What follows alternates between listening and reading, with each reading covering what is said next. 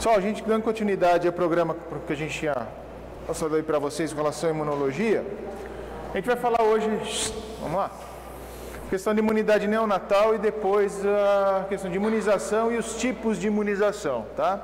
Então nessa primeira parte a gente vai ver alguns conceitos relacionados da imunologia e também ver a questão do papel, né? Como é o estabelecimento da imunidade a partir do nascimento do animal até a maturação desse sistema imune, tá bom? Bom, hoje a gente vai falar da questão da imunidade neonatal, né? E a princípio, obviamente a gente vai deixar um pouco de lado, já que vocês já tiveram essa relação, né? Essas ideias justamente a importância do sistema imune, toda a importância para a sobrevivência do animal, né? Mas a gente vai ver dar um foco melhor hoje com relação a essa atividade imune do animal, desde o período enquanto ele está, né, ainda aguardando, né, ou ainda estabelecendo a maturação do seu sistema imune, bem como também a própria ativação, né, desse sistema imune. Então a dependência dele muitas vezes é uma imunidade passiva e a gente vai observar isso como é essa questão nas diferentes espécies de animais domésticos, tá? Então, logicamente, a gente sabe, né, com relação a toda a microbiota, atividade, né, com relação ao sistema imune, o próprio processo de prenhez, a gente observa que o útero, né, é um ambiente mais estéril, teria entre aspas, né, no caso, um ambiente totalmente livre de patógenos, né, então tudo que é ali presente, toda a questão da seleção que vai estar relacionada ao sistema imune, tá, desse animal, vai reconhecer todos aqueles componentes relacionados ali, o que está dentro daquele ambiente uterino, como algo próprio, né? Então, dessa forma que muitos estudos explicam por que a própria geração de um outro indivíduo, a modificação daquele útero, né, daquele órgão com relação a isso, não gera nenhuma alteração, nenhuma rejeição por parte da mãe, né? Então, a questão do estabelecimento da prenhez também, a gente vai observar que isso é feito todo um processo de maturação, não só dos órgãos que vão compor o sistema imune desse animal neonato, né, como também do estabelecimento de uma adaptação da própria mãe frente até produção, né, de você ver fornecimento de células, né, do sistema imune para o feto, né, vai ver dependente aí o tipo de placenta nas mais variadas espécies de animais que tem, né, do próprio ser humano vai fazer uma diferença, né, e como também até o próprio fornecimento, o próprio preparo do colostro para o fornecimento desses alimentos, desse alimento para o próprio animal no início, aí, logo depois do nascimento, tá? Então, justamente o útero ele tem um ambiente mais estéril, mais livre de patógeno possível, né? Então, é importante com relação à imunidade neonatal, já que no ambiente onde esse animal vai entrar em contato com os primeiros patógenos, os primeiros micro-organismos, ao qual não são comuns, próprios desse indivíduo, né? E a gente vai observar que há diferentes formas de adaptação, diferentes formas de manutenção dessa vida com relação após o nascimento desse animal, tá? Então, após o nascimento é que o animal começa a ter essa exigência, a necessidade de desenvolver o sistema imune, tá? A exigência, a necessidade de ter um sistema imune ativo, ele vai progredindo. Então, a ativação vai à medida que esse animal vai crescendo, vai ocorrendo a maturação, justamente dos órgãos linfóides e todo o processo imunológico do animal, tá? Frente a isso, né, a imunidade neonatal, lógico, o animal aí, após o nascimento do animal, ele ainda é muito imaturo, praticamente sem atividade, tá? Então, a resposta imune primária de um animal, que para um animal adulto, aí demandaria pelo menos de 7, 10 dias, geralmente, né, é o tempo limite para você ter uma imunização completa, inclusive até fornecimento, atividade biológica, você tendo todo o processo de memória imunológica, né? Para um animal neonato, esse período é muito mais prolongado. Por quê? Porque ele não tem uma atividade imune frequente. Ele não tem um sistema imune totalmente ativo, totalmente maturo, tá? E com isso ele vai apresentar sempre determinar uma produção de um título num baixo nível de anticorpos, tá? Sempre comparado com o animal adulto, tá certo? Então isso há uma necessidade, um desenvolvimento aí, no caso de diferentes formas com relação às espécies, para minimizar essa imaturidade da resposta imune e promover, obviamente, a sobrevivência do animal, tá?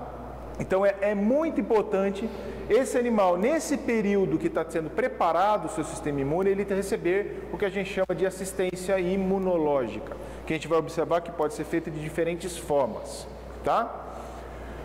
Por que é importante? Logicamente para a sobrevivência, né? Porque muitos dos casos relacionados à morte, né, desses animais neonatos está relacionado à morte por micro-organismos. Micro-organismos causadores de diarreia, de problemas respiratórios, né, infecções sistêmicas, justamente por bactérias que para os animais adultos não causam problema nenhum.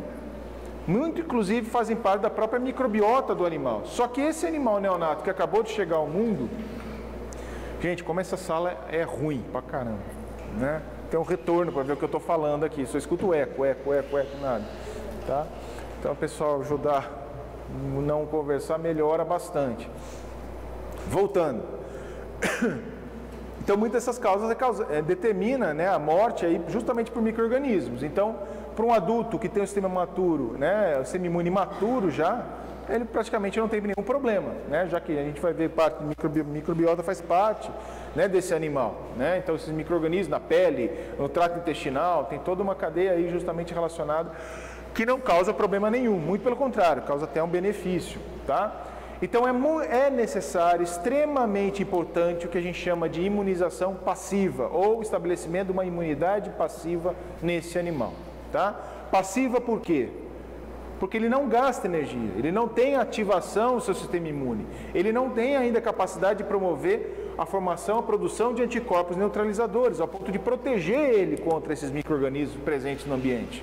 De que forma ele recebe uma quantidade, de que forma que ele consegue sobreviver a essa gama de micro-organismos, a esse desafio diário que é, a partir daí, a sua vida?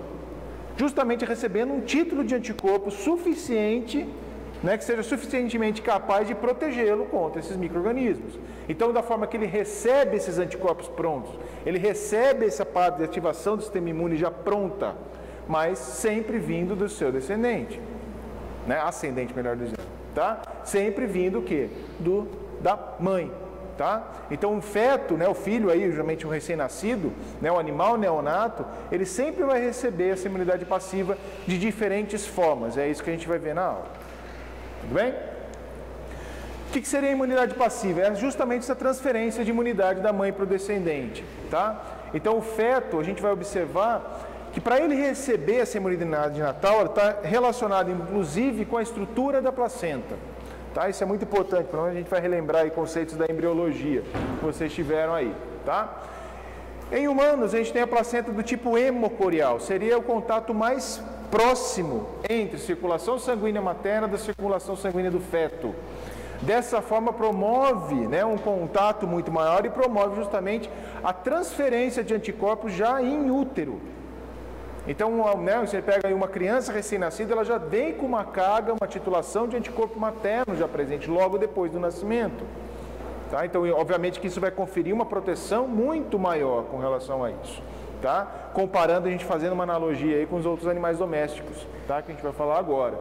Então, hemocorial seria a placenta quando você teria maior contato entre sangue materno e também, né, em contato com esse epitélio trofoblástico, onde você tem aí grande parte da absorção, da parte da permissividade do ambiente. Tá? Cães e gatos já é um tipo de placenta endotélio corial. Comparado aos animais domésticos, são as espécies de animais que apresentam um contato maior, tá, entre mãe e feto. Vamos lá, tá certo? Então, o epitélio coriônico ele entra em contato com esse endotélio vascular. Então, dessa forma, você tem ainda uma permissividade mínima, mas você tem uma permissividade bastante desse epitélio, ao ponto que 10% de anticorpos específicos, ó, a gente está falando de GG da mãe, já são passados para o feto em útero, tá? Logicamente que esses 10% vão conferir uma certa estabilidade, uma certa resistência, sobrevivência do animal. Porém, não são suficientes. A gente vai falar um pouquinho mais para frente. Tá bem? E a partir daí a gente vai ver que tipos de placentas vão ter menor contato, tá? Menor relação aí justamente com o feto e impossibilitando praticamente a passagem aí de anticorpos, tá? Em ruminantes, a gente já tem a placenta sindesmocorial, onde o epitélio coriônico, né, ele tem contato com o tecido uterino, mas porém, aí eles já são totalmente já impermeáveis, tá, a qualquer possibilidade de transferência de anticorpos maternos para o feto, tá bom? Então, o animal ele nasce sem qualquer registro, sem qualquer titulação de anticorpo. tá? Específico ou inespecífico que você tem aí no caso da mãe para o feto, tá? Seria um tipo de placenta aí a menos permissiva comparado aos animais domésticos, tá? Só não perde aí para o equino, onde tem uma exigência muito maior aí dessa assistência imunológica depois do nascimento, tá? Tudo bem? Então a gente está vindo numa escala de maior contato para o menor contato entre os tecidos, ok? Em equinos já é epitélio coreal, né? Então o epitélio coreônico é em contato com o epitélio uterino, então não há passagem também de IgG materna, não tem qualquer estabelecimento desse contato de permissibilidade entre tecido, né? Aí mãe com o feto, tá? Então não tem passagem nenhuma de anticorpo em útero, tá? Então é necessário cada vez mais, quanto menos contato você tem entre essa estrutura, né, com base na estrutura de placenta, maior a necessidade que você tem de uma assistência imunológica logo após o nascimento, tá? Maior o cuidado aí que é necessário ter. Vocês vão observar isso principalmente na disciplina de clínica médica, tá? Principalmente animais de produção, tá? E logicamente no módulo de neonatologia também da clínica médica de felinos e caninos. Tá? Alguma dúvida com relação a essas características, principalmente do que há ou não há passagem dos tipos placentários? Tá? Então, só para colocar, agora mostrando para vocês aqui os tipos, né? O epitélio coreal em cães, né? Cães e gatos. Então, notem aqui que você tem, né? Epitélio aqui canívoros, perdão, tá? Hemocoreal, que seria aí, né? Em primatas, por exemplo, você já tem o contato, tá? Entre parte e epitélio trofoblástico. Então, dessa forma, permite a passagem, tá? Em canívoros já é um tipo de placenta de estrutura endotélio coreal, tá? Então, o córeo você vê que penetra próximo aí justamente a, né, do que com relação a parte da vascularização materna, né? Já tanto em ruminantes, vacas e também, né, no caso que vocês vê aí também em equinos, você já tem tipo de placenta epitélio coreal, tá? Ou sindesmo coreal, onde você não tem praticamente essa passagem, você tem um bloqueio total impedindo essa passagem, tá? Do tipo placentário. Então é nesse grupo aqui, justamente complementam aí os animais, né, de produção, que são logicamente os animais mais dependentes dessa assistência imunológica, ou seja, de recebimento de anticorpo por meio do colostro, tá? Também essa questão dessas estruturas. Tudo bem? Bom, o que vem a ser o colostro? Né? O colostro justamente é uma forma de imunização passiva e a mais importante que deve ser empregada aí formas, estratégias de assistência imunológica logo depois do nascimento, especialmente animais que têm aqueles tipos de placenta sindesmo coreal e epitélio coreal, tá? Então, combinando aí os animais de produção, tá? Então, são justamente a secreção, né? O colostro é essa secreção que é acumulada na glândula mamária, principalmente no final aí da prenhez, né? Pegar em vacas aí o grande fornecimento, a produção do colostro se dá no final aí do terço final de gestação, tá? Que justamente a composição do colostro são proteínas. E grande parte dessas proteínas são imunoglobulinas, tá? Imunoglobulinas específicas por parte aí da mãe para ser transferida, né? E tem sob influência, por que é último terço de gestação ou no final da gestação? Justamente onde você tem picos aí relacionados à influência hormonal. Tá? Então, justamente no final aí dessa gestação, que você tem uma grande acúmulo, obviamente, da progesterona, justamente que vai manter, né, com relação aí justamente manter a gestação, né, manter isso, e também determinar a produção do colostro aí também, tá? Então, a maior parte dos anticorpos das imunoglobulinas são do isotipo IgA e IgG. Justamente a IgA, se a gente lembrar, né, se vocês lembrarem lá da aula da professora Fabiana, é o isotipo relacionado à defesa de mucosa, não era isso? Tá? E justamente onde você tem uma grande avidez, um grande processo de ligação às células de mucosa. Então a IgA é uma imunoglobulina facilmente absorvida também.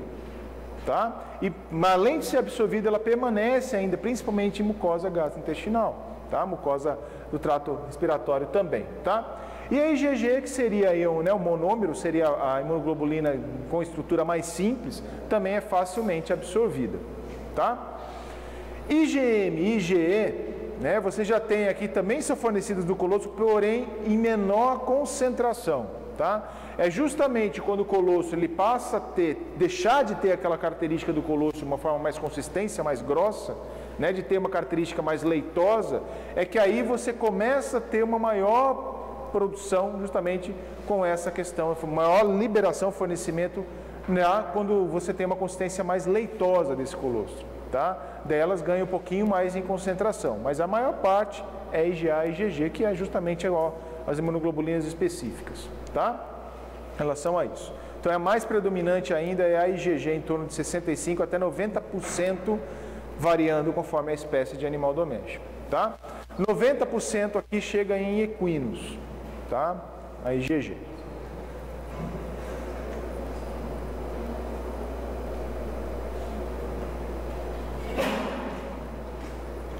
Todo mundo está passando a lista de presença aí ou não?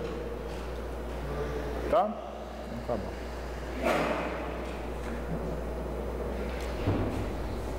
Dúvidas? Isso aqui? Não? Vamos lá, tá? Então, justamente, essa alteração da consistência do colosso para o leite, ela se dá justamente com relação à imunoglobulina, né? E, logicamente, que está associada à perda, né? Alguém aqui já viu o colosso? Já... Tem uma consistência... Já tomou? Consistência mais grossa. É sim, todo mundo, espero que todo mundo tenha aqui, né? Mas chega a lembrar não, né, Rodrigo? Né? Então, todo mundo tem o quê? Uma consistência mais grossa, justamente pela alta deposição de proteína nesse leite, né? E o tipo de proteína que é imunoglobulinas, tá? O que vai acontecendo depois do tempo é justamente uma diminuição gradativa dessa concentração de imunoglobulina depositada na formação do leite, tá? Então, por isso que ela vai tendo uma consistência mais leitosa, chegando ao ponto de praticamente ser inútil, tá? Para o animal, para o neonato, a presença de imunoglobulina no leite, tá? Já que não pode mais fazer essa absorção. A gente vai falar um pouquinho mais para frente disso, tá? Então, justamente isso daqui está relacionado também com a alteração dessa imunoglobulina predominante. Então, aqui é só uma tabela mostrando para vocês as diferentes espécies aí também de animais domésticos, comparando com o ser humano, quais seriam as principais imunoglobulinas presentes no colostro e depois, já quando você tem a composição do leite, tá? Propriamente dito. Então, você vê a alteração que se tem. Principalmente, a gente pode observar animais de produção, suínos, equinos ruminantes, ó, o quanto a IgG ela é importante, tá? E depois migrando aí para IgA, mas ruminantes é o que você tem aí de manutenção nessa secreção de imunoglobulinas. Tudo bem? Dúvidas em relação a isso? Tá? Só para a gente fazer só uma questão de a gente comparar as diferentes espécies aí. Tá? Ser humano única, tá? Que IgG, ela só vai. IgG, no caso do ser humano, justamente está relacionado com a resposta imune ativa, tá? Adquirida aí, no caso.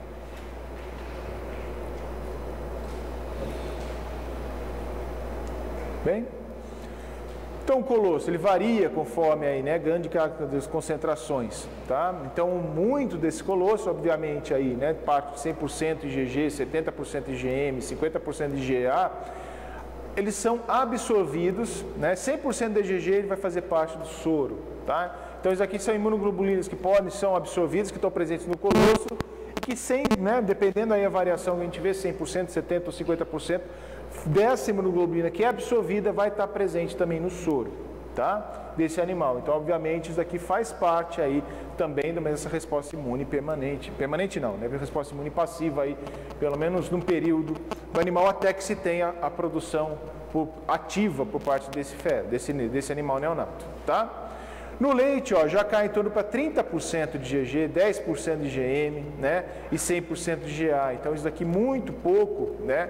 É mantido, é convertido. Então, grande parte permanece ali no útero praticamente. Tá? É depositado ali no útero e fica por ali. Tá? Então, para você ver o quanto muda a composição, e a gente vai observar que é importante também a questão da maturação das células do intestino do neonato para poder absorver ou não, tá? Parte dessas imunoglobulinas ali presentes. Só mantendo aí, ver o quanto que cai, né, o nível de imunoglobulina e os outros acabam alterando, tá? Isso daqui eu peguei como exemplo o suíno e equino, tá? Principalmente o equino aqui, que são essas projeções aí. Tá bom?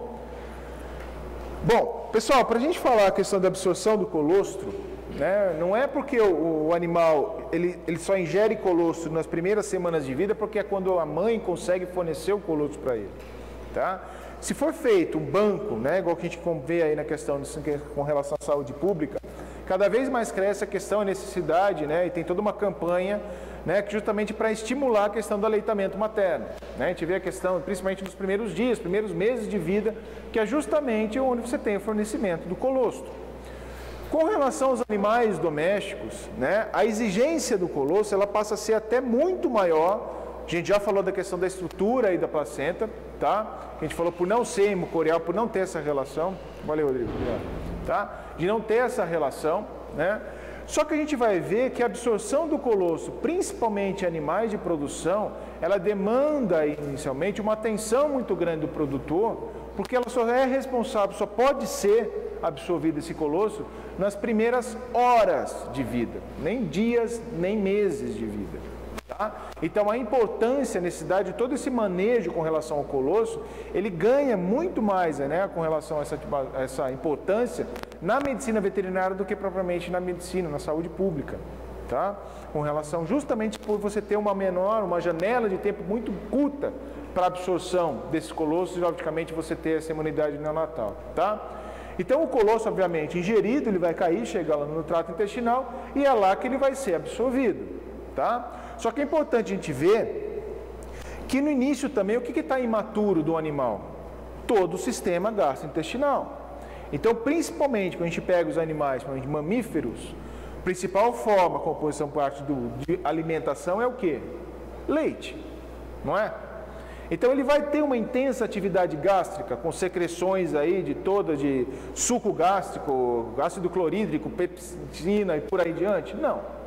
Ou seja, você não tem degradação de proteínas ainda no estômago. Então é importante também, logicamente por isso que você tem que ter um tempo mais curto possível, porque quando esse animal ingere o colostro, essas proteínas não vão ser degradadas ainda no estômago. Dessa forma, as proteínas, as imunoglobulinas, chegam totalmente intactas no intestino do animal.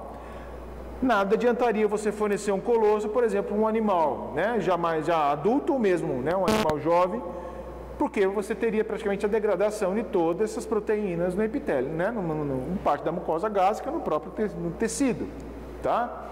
Então ainda você tem uma baixa atividade proteolítica também de enzimas intestinais, sempre lembrando que é secretado também proteases, lipases, uma série de fatores, né, ainda no intestino. E dessa forma você não tem ainda uma atividade. Então, ao ponto do colostro, ele tem que ser fornecido no início, para quê? Porque ainda você tem baixa atividade enzimática de degradação de proteína. E qual é outro ponto principal no fornecimento, além do fornecimento do colostro? A capacidade que esse animal tenha de absorver esse colostro também. Como eu falei para vocês, a atividade gastrointestinal ela ainda está imatura, ela está em desenvolvimento. Você ainda está tendo, inclusive, colonização para a parte microbiana do intestino desses animais, tá? Se você ainda está tendo parte ainda dessa colonização, você também está tendo ainda uma alteração do tecido intestinal.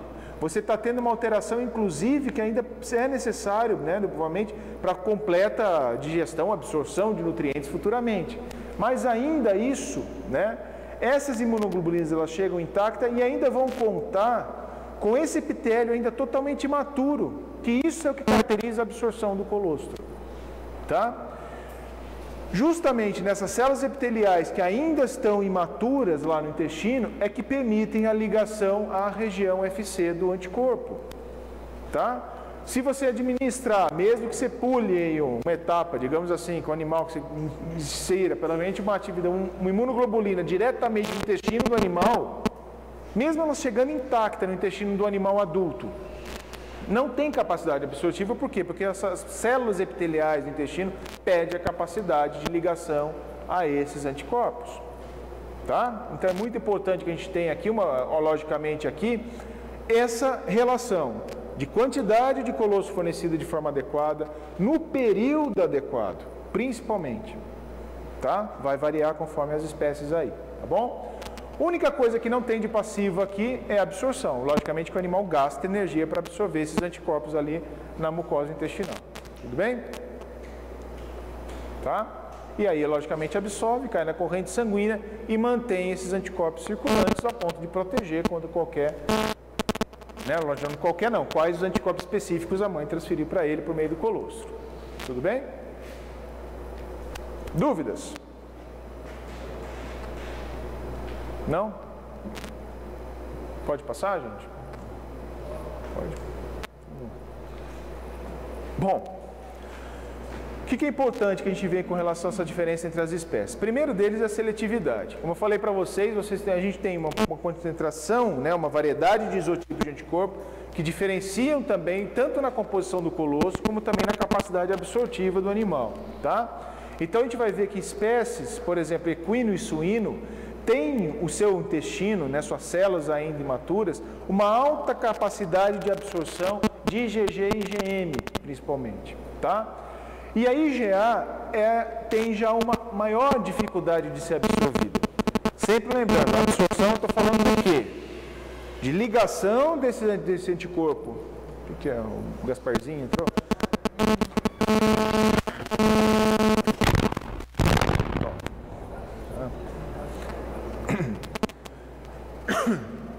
Tá? Então a absorção é da passagem do intestino para o soro, né, para o plasma, para a corrente sanguínea, fazendo parte aí desse plasma. Tá? E a IgA, no caso, ela já tem uma estrutura alterada, que você não tem uma adaptação muito certa com relação ao receptor ali da célula aí do intestino, né, dos enterócitos ali, fazendo com que essa IgA permaneça na luz intestinal. Ela não é absorvida, ela fica presa ali na mucosa, por isso que ela é chamada de IgA, de um isotipo de anticorpo de mucosa, tá? Justamente com relação a isso. Ruminantes é a mesma coisa, tá? Tem uma capacidade de absorção, inclusive da IgA, só que é muito baixa. Tanto é que grande parte da IgA, ela também permanece no lúmen. Tá? Então só é absorvida, só passa para a corrente sanguínea os outros isotipos. Tá? A IgA permanece no lúmen, tá bom? Questão que eu falei para vocês, isso daqui é importantíssima, é a duração dessa permeabilidade do intestino. Tá? Então a substituição cada vez mais por células maturas, ela vai ocorrendo à medida da vida desse animal, à medida das horas que passa de vida desse animal. Tá? Então chega a um ponto de alguma espécie, principalmente o equino, ser praticamente inútil o fornecimento do colostro após 2 dias. Ele nasceu, nos primeiras 24 horas ele tem que receber praticamente 80% de todo o volume de IgM e IgG principalmente, que ele vai precisar para manter uma sobrevivência desse animal. Tá? Equino seria o maior que tem a maior seletividade e a menor duração dessa permeabilidade intestinal. Tá? Então, dessa forma é necessária, né? Logicamente, isso daqui é um processo fisiológico, a substituição de células epiteliais maduras. Se a gente lembrar lá de toda, né, como vocês viram lá, já que vocês são doutores em histologia, viram o professor Ricardo lá, né, na mucosa intestinal você tem regiões de cripta e região da vilosidade intestinal, lembra? Células apicais. A todo momento, de acordo com a alimentação, você vai perdendo essas células, né? Então essas células vão perdendo, e toda reepitelização você tem a formação por parte de várias multiplicações celulares que estão ocorrendo para formar uma nova epitelização, tá? Uma nova velocidade intestinal. Então assim, o que é feito? Essas células vão sendo perdidas e principalmente repostas, tá? E é justamente nesse processo de reepitelização que você tem essa substituição por essas células mais maduras. Se você está substituindo essas células imaturas, que têm uma grande quantidade de receptores para as imunoglobulinas, tá? Por outro lado, você está sendo agora, com o passar do tempo, essas células são substituídas por epiteliais mais maduras, onde não vai ter essa grande concentração, tá, de receptores. Dessa forma, você diminui o processo absortivo. Gente, posso perguntar uma coisa? Vocês estão com depressão, alguma coisa assim? Hã? É prova. O que está acontecendo? Quando? Hoje? Bom, ainda bem que o problema não é meu, estou brincando. Que isso, tá? Mas faz uma forcinha, pelo amor de Deus, porque eu sei, eu ainda seria a pessoa que tem menos interesse de estar aqui, sou eu, gente. Porque isso aqui eu dou aula já vai fazer 6 anos disso. É sempre a mesma coisa. Então se eu vejo, cabeça baixa, isso aqui, daqui a pouco eu vou sentar aqui, eu passo para alguém, filho, pelo amor de Deus. Vamos lá, mas rapidinho. E ainda que a parte aplicada, se fosse, imagina no começo então, quando vocês começaram a ver linfócito, anticorpo, Nossa, daí é complicado. Mas vamos lá, gente. Tenham... O esforço e o sacrifício de vocês vai ser recompensado, com certeza, tá? De uma forma ou de outra, tá? Mas peça só um pouquinho mais de paciência, vamos lá, tá bom? Que isso aqui é importante para vocês, para as outras disciplinas, tá bom? Falei para vocês com relação ao equino, tá? O equino, então, a partir das 6 horas depois do nascimento, ó, já começa a diminuir essa absorção, você já está tendo reptilização, tá? Então, logicamente, você tem uma importância muito grande no fornecimento do colostro e um volume muito bom nessas primeiras 6 horas, que você tenha 100% de absorção do colostro, tá? 24 horas atinge o nível mais baixo de absorção, isso em equino, por exemplo, tá? Então, grande parte, nessa situação, é necessário você ter praticamente 80% do volume que você vai, né, administrar de colostro, ele tem que ser absorvido nessas primeiras 24 horas.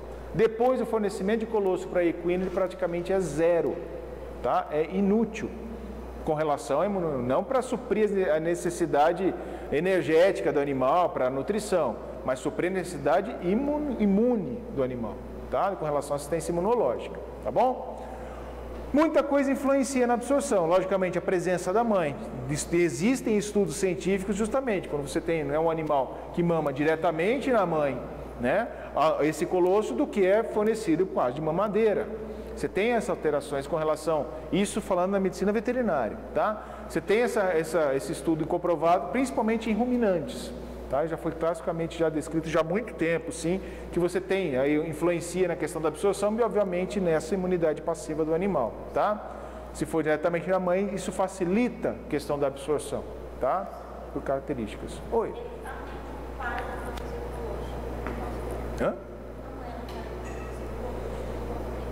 Você vai tendo o colostro, nada mais é uma secreção que depois transforma o leite. Mas geralmente isso varia, por exemplo, em equino ruminante, que pode ser mais de produção, a tendência de você ter já aquela consistência de... À medida que vai passando os dias, ele vai ficando cada vez mais leitoso, menos concentrado, tá? Então, se a gente for observar que o colostro é uma parte bem concentrada, acho que em uma semana, no máximo, você já tem a queda. Isso varia muito se o animal é de alta produção, né? Se, por exemplo, é uma vaca leiteira, que você tem uma grande secreção de leite, uma grande produção, e essa vaca vai, né, tem a gestação pare, a tendência é que ela comece pela alta produção, pelo alto metabolismo que você tem dela, esse tempo seja menor. Já numa vaca, você não tem aptidão leiteira e tudo mais, mas só tem essa questão justamente com relação à prenhez, a tendência é que dure um pouquinho mais tempo, tá? Em torno de uma semana, 10 dias geralmente, tá?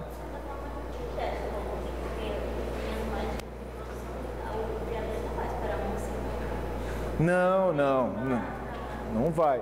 Só que esse leite, geralmente, que vai para laticínio, ele é rejeitado. Porque a característica dele, você tira que chama de a característica organoléptica dele, né?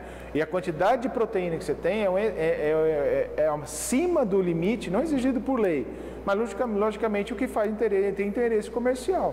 Né? Então jamais estaria, né, um leite de alta densidade de proteína seria fornecido e ele envasaria e liberaria para comércio, né?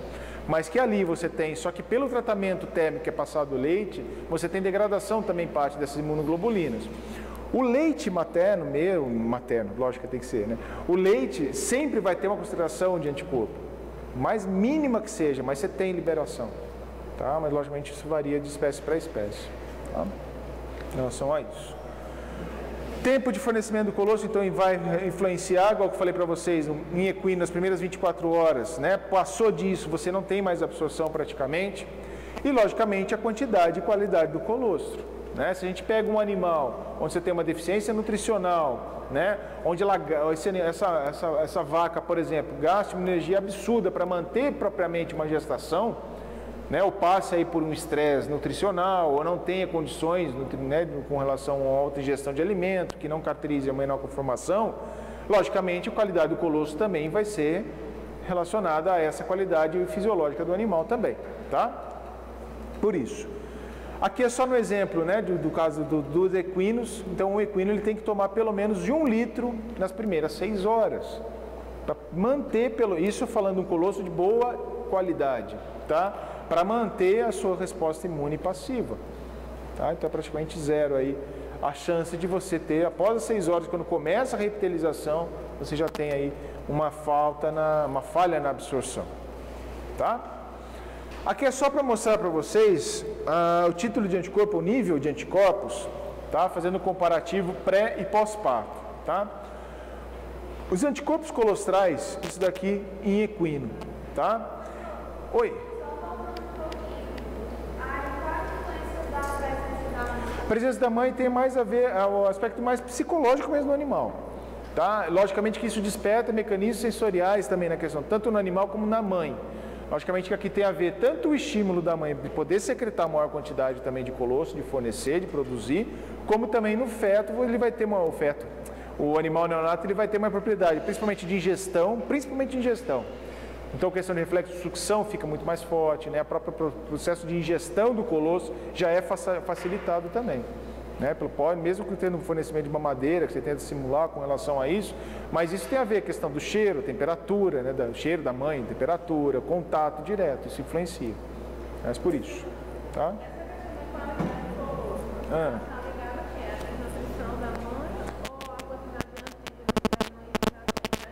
As duas coisas, tanto propriedade fisiológica do animal em fornecer, em poder secretar e poder extrair no sangue dessa mãe, fazer o sequestro desses anticorpos para compor o leite, mas principalmente a quantidade de antígeno que esse animal já entrou em contato.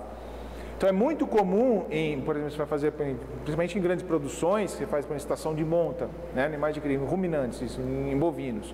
E muitas vezes você fazia vacinação no terço final de gestação nessa vaca prenha. Para quê? Para estimular esse animal, não só ter a sua proteção, é recomendado. Depende da vacina, depende do tipo de vacina, né? Então, na próxima aula a gente vai falar disso. Vacina inativada, se você tem uma vacina atenuada, dependendo da margem de segurança, não traz problema nenhum. Na medicina veterinária, você tem possibilidade de você fazer a vacinação, né? Você tem algumas vacinas que é impróprias, por exemplo, você pode vacinar para brucelose.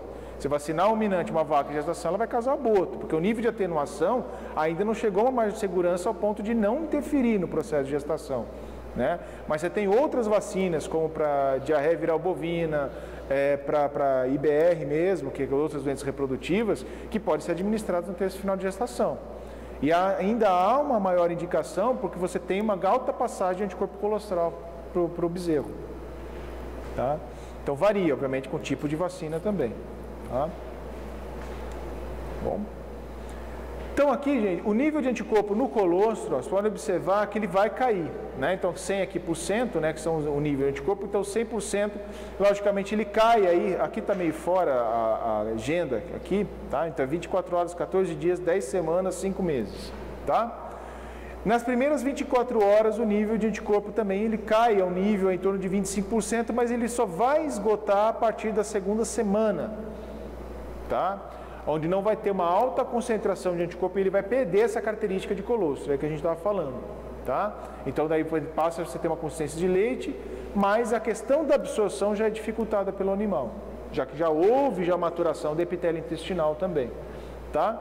Então, qual que seria o ideal do fornecimento de uma alta concentração? Nas primeiras 24 horas, tá? Onde você vai ter uma grande concentração de anticorpo, né, nessa secreção, que é provavelmente dá o nome do colostro. Tá bom? Oi. Toda vacina que prescrita para fazer no final da gestação artificial, tem que ter um tempo do colostro fazer o sequestro da... Isso. Tem. A conversão, geralmente, a retirada, em torno, você pega também em torno de 7 a 10 dias, 14 dias, mais ou menos, prévio. Tá? Como chama isso? Não vai ficar imunizado, tá? Vai ser só para aqueles primeiros... Não. Assim, porque é forma passiva, igual que eu falando, o anticorpo ele não dura para sempre. Ele vai ser absorvido, ele mantém a titulação, mas depois ele é degradado, né? Então o anticorpo geralmente a média de duração é de 21 dias, máximo, né? Só que o que estabelece maior longevidade da proteção? Um número grande de anticorpo absorvido, tá? Então mesmo às 24 horas ele sendo absorvido, ele dura, tem uma capacidade de proteção, se ele for ingerido em altas concentrações, de pelo menos 3 meses. Tá? De 2 a 3 meses, geralmente, que você tem nos animais de produção, a manutenção. Pode. Vai, passa sim. Só que mesmo nos animais você precisa fazer um reforço, né? A cada 6 meses você tem que fazer a vacinação. No feto, esse antígeno vacinal, ele vai ser convertido, no animal vai ser convertido em anticorpo e esse anticorpo vai ser passado para o feto, sim. Quer dizer, por forma de colostro, né? Exatamente isso. Bem, então é importante aqui nas primeiras 24 horas, tá? Aqui, né, o que seria o nível justamente após a absorção do colostro, né, a ingestão do colostro, o título de anticorpo que permanece nesse filhote, do anticorpo adquirido via colostro, tá? Então ele vai, logicamente, que à medida que ele ingere, vai aumentando os níveis, só que não dura para sempre. É aquilo que eu falei para vocês. Ele vai decaindo, caindo, ao ponto de chegar lá na 10ª semana e aí apresentar, né, um pouco antes, aqui na 7ª, 8ª semana, ele começa a apresentar já um título não mais protetor. Tá? Geralmente culmina em torno de 2 meses ou até 3 meses de idade, tá? Desses animais aí no caso, tá bem? Dúvidas? São a isso, tá? E aqui é só mostrando para vocês outra curva com relação ao anticorpo materno presente no filhote, tá? Que é justamente a partir daí que você tem um decréscimo cada vez maior desse anticorpo adquirido via colostro, tá certo? Tá? E a gente vai ver a relação que tem de titulação de anticorpo materno para ativação do sistema imune do animal. Tá? Isso justifica muitos protocolos de vacina começarem, por exemplo, em cães, somente depois do desmame. Por que só depois do desmame? Porque ainda ele está sob interferência de anticorpo materno. Tá? A gente vai falar isso um pouquinho para vocês. Tá bom? Aqui é só com relação a algumas falhas de transferência passiva, então, logicamente, que você perde as características, né, as qualidades dessa transferência. Então, no caso, falha na produção, o colostro é insuficiente ou de má qualidade.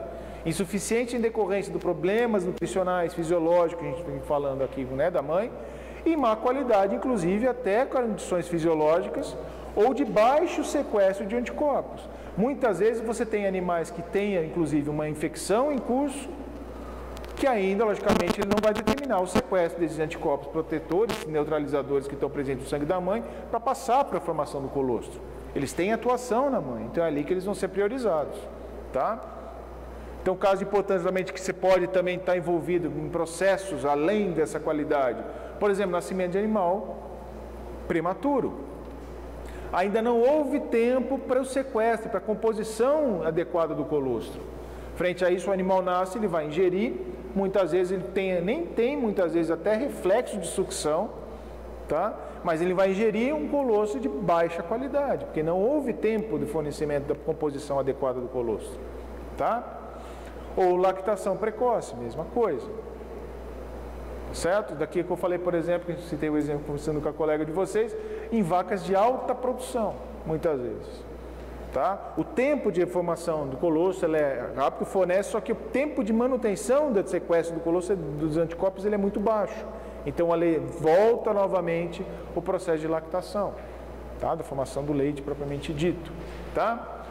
Outro erro comum da questão é a falha na ingestão, então o consumo inadequado, seja de volume, tá?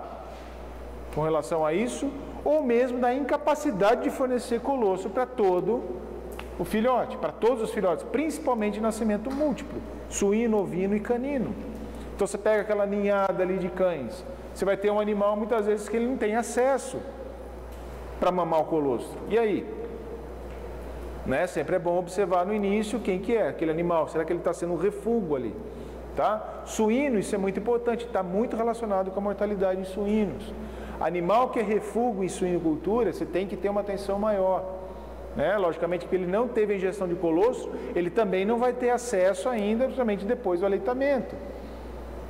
Por quê? Porque ainda mais em suinocultura, você tem aí um hábito, uma questão de dominância também nos animais. É muito mais exacerbado do que qualquer outra ninhada, qualquer outro nascimento múltiplo. Tá? Em suíno você tem aspecto de dominância aí. E o animal que é refugado, ele permanece em refúgio para o resto da vida. Tá? Frente àquela ninhada.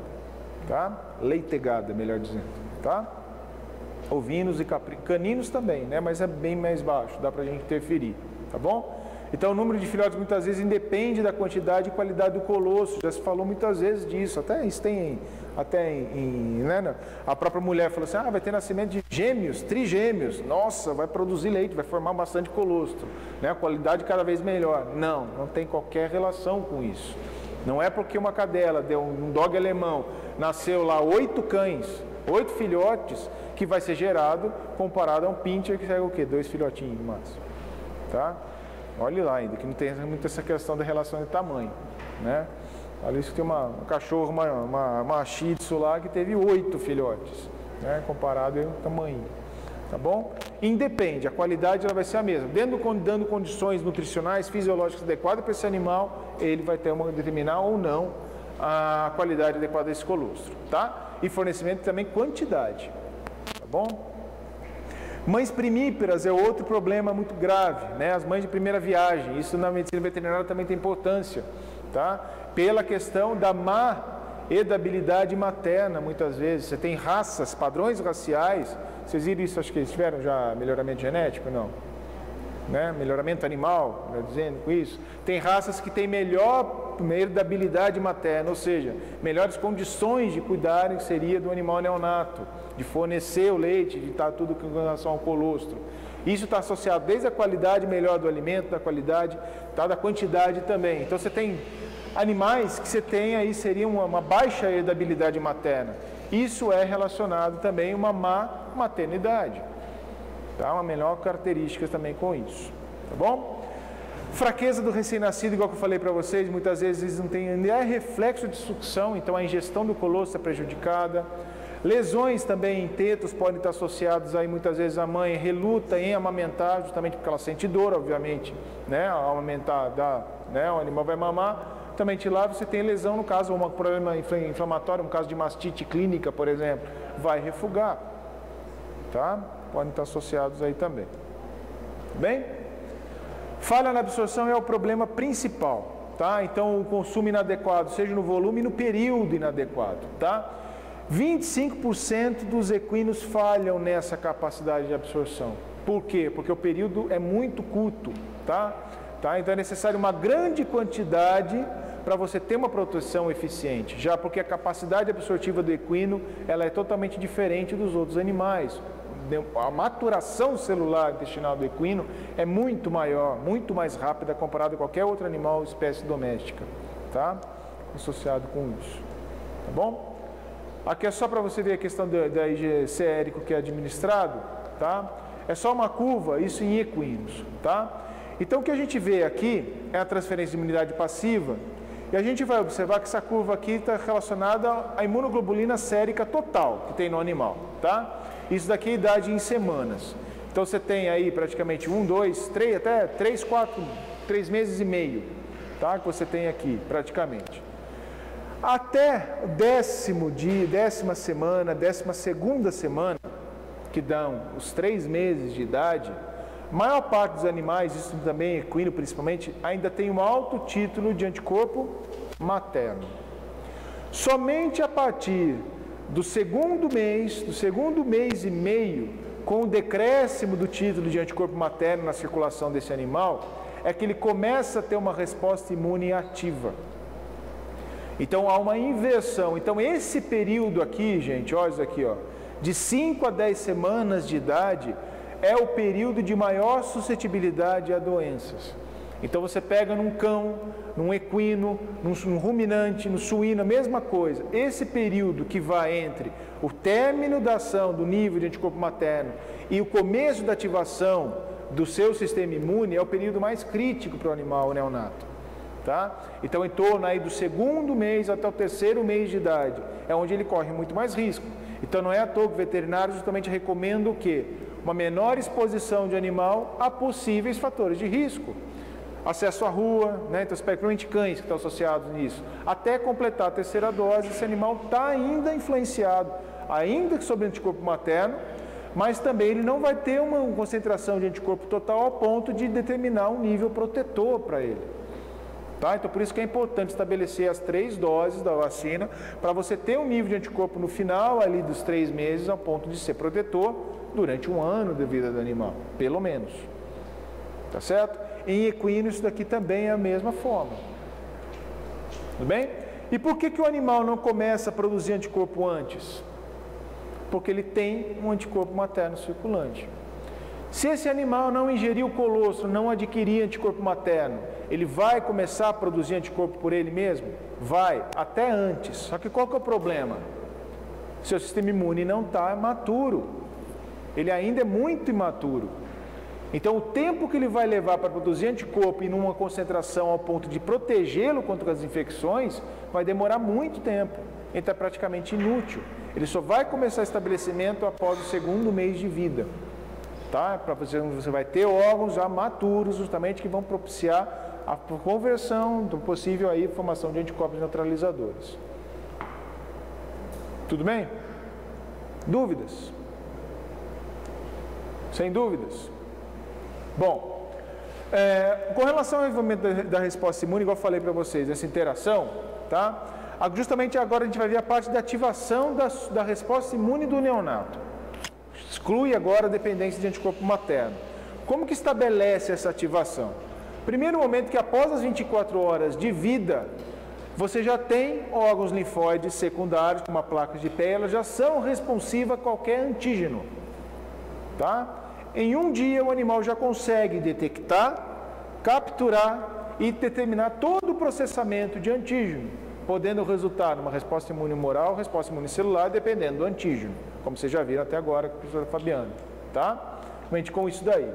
Qual que é o grande problema disso? É o tempo. Ele vai demorar muito mais tempo e vai produzir uma resposta ainda baixa, insuficiente ainda para determinar a sua proteção. Essa estimulação ela só vai ser importante, não só as placas de pé, mas quando todo o sistema linfóide do animal estiver maduro, que só vai dar depois dos 2 ou 3 meses de vida. Tá? Muitos aqui, então, podem ser vias de administração, por exemplo, a vacinação via oral, porque a capacidade absortiva do animal ainda é muito grande, então o reconhecimento, grande parte do reconhecimento de antígeno está em mucosa. Tá? E se explica mais em saúde pública porque você tem vacinas que são apresentadas, principalmente para crianças, né? Ainda com apresentação oral, porque ainda você tem capacidade absortiva e reconhecimento desses antígenos de processamento em mucosa. Tá? Seria bom demais se todas as vacinas fossem gotinha, né, gente? Mas não. Tá? Depois é na agulha mesmo, é a única forma de apresentação de antígeno vacinal que se tem. Tá? A causa dessa imunidade, né, muitas vezes está associado, logicamente, tanto a imunoglobulina lá, a que fica no intestino, como a IgM, mas também toda interação relacionada às citocinas também. Então, todo o processo químico, né, de cinas aí também está envolvido, principalmente o interferon gama, tá, que está associado a uma maior estimulação dessa imunidade neonatal, e é justamente onde encontra grandes picos aí de interferon gama produzidos justamente no animal, no início da sua ativação da resposta imune. Tá? Com isso. Outra com relação à ativação da resposta imune, eu já falei isso para vocês, é por meio do controle de feedback negativo. Né? Então, se o animal ele ouve a ingestão de colostro, tá? Nesse caso aqui, a ingestão correta de colostro, ele ingerir uma grande quantidade de anticorpo específico. Consequentemente, a produção de anticorpo dele vai estar baixa, porque ele tem um nível sérico grande desses anticorpos específicos. No animal que não ingeriu o colostro, por exemplo, ou seja, é o contrário. Ele tem uma baixa concentração sérica de anticorpos, consequentemente ele vai aumentar a sua produção de anticorpo. Porém, a grande pergunta é suficiente para mantê-lo protegido contra a infecção, essa alta produção de anticorpo? Não. Tá? Até o segundo, terceiro mês de vida, não. Porque é muito baixo ainda o nível de anticorpos, como também o tempo que dura para a produção de anticorpo. Ok? Tá? Aqui geralmente o início é após as 4 semanas, né, que começa a ter aí no caso da produção, aqui início na primeira semana, só os exemplos citando aqui para vocês. Tudo bem, gente? Alguma dúvida com relação à imunidade neonatal? A gente falou de imunidade passiva, mas mais relacionada a colostro, né, mamíferos e aves. Tem imunidade passiva? Também tem, tá? Aves também necessita dessa assistência imunológica. Vou falar mais rapidamente, vocês vão ver bastante isso com o professor Oliveira, tá? Na medicina aviária, toda a parte de manejo aviário também vai contemplar isso. Então, para não ser repetitivo, só vou passar algumas informações importantes para vocês aqui, tá? Só como eu lembro esse esquema aqui para vocês, que mostra, na verdade, né, toda essa relação das também imunoglobulinas da mãe são passadas para esse feto, né, para o pintinho ali, tá? Então a gema vai passar novo, você tem uma alta concentração de imunoglobulina IgG, tá? Quando ela já está no oviduto, né, já pronto aí, quando vai ser embrionado e tudo mais, você já tem um aumento também, tanto de GEG, mas assim também como GM e GA, tá? E à medida quando, né, você tem desenvolvimento do embrião, no soro já desse animal, tá? Lá ainda dentro, né, dentro do ovo, você ainda vai ter já uma sorologia, esse animal vai ter uma alta concentração de IgG. Então a absorção, ela ocorre ainda no processo embrionário. Tá? Você já vai tendo concentrações séricas de IgG logo no pintinho de um dia. Você já tem essa concentração sérica. Tá? Então a imunidade também é importante. Por quê? Mesmo que muitos protocolos de vacinação em aves estão relacionados à vacinação ainda em fase de embrião, tá? Grandes países ainda fazem vacinação em ovo embrionado. Tá? Essa vacina justamente contempla o quê? Essa rápida absorção por parte, e já começa a ter também nesse animal, no pintinho de um dia, essa ativação do seu sistema imune. Ele já é capaz de reconhecer antígeno, capturar e processar esse antígeno também. Tá? Mostrando para vocês aí o que são responsáveis, principalmente, né? Então a duração dos anticorpos maternos também é algo periódico, é momentâneo, não é para a vida toda.